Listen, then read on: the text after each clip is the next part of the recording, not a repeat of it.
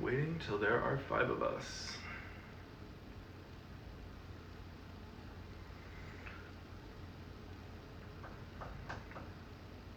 All right, there are 5. So hey everyone, it's Friday at 5 o'clock. I'm Peter, and it's time for a cocktail. And today I'm making what I think is the quintessential classic cocktail, the Martini. The Martini is a really confident cocktail because there are only 2 ingredients in it, gin or vodka and dry vermouth. So what I find less confident is how people don't quite seem to know what a lot of terminology about the Martini is. Like, what does it mean to be wet? What does it mean to be dry? So I'll just tell you, dry just refers to the proportion of gin to vermouth. So the drier you want it means that there's more gin, there's a higher proportion of gin to the vermouth. And once you start making it wet, it just means that you're increasing the amount of vermouth. So that's easy, right? These used to be consumed with equal parts gin and vermouth, but I today am making a dry Martini because I just don't like to feel like I'm just drinking a cold glass of gin, so the vermouth really makes you feel like you're drinking a Martini. So what I'm gonna do in my tiny shaker, it's making an appearance again, it's filled with ice, and for just one Martini, I do about 1/4 ounce of dry vermouth, which happens to be about the size of this cap. So just 1 capful. It's a really good way to measure the vermouth. Okay, so that goes right into the tiny shaker of ice.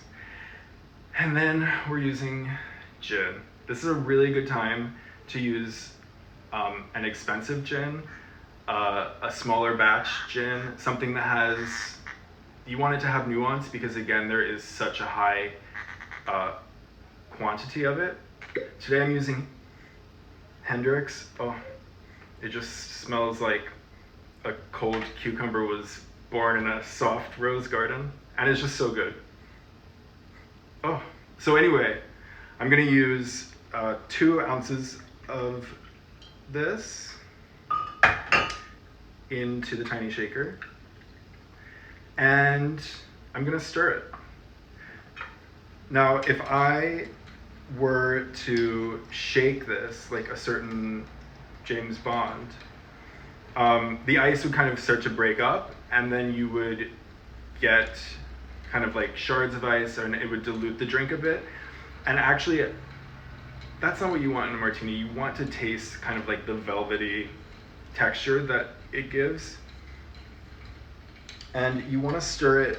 I'm such a big proponent of stirring this 50 times, but since I'm talking, I'm not counting.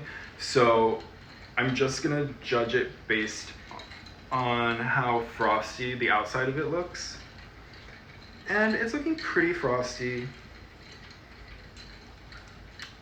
So yeah, like I said, this is dry. Play with the quantities of it a bit because some people really love vermouth and actually make it like so wet that it's more vermouth than it is gin. That's to each their own. I'm gonna put it into my chilled Martini glass that I keep in the freezer. Oh, it's just so good. And the last thing, of course, is we need some olives. And the olives, you know when you're drinking a Martini and you're like maybe drinking on an empty stomach and all of a sudden it sort of starts to hit you and you're like, oops, what's really going on here? The olives are such a lifesaver. So anyway, into the drink, and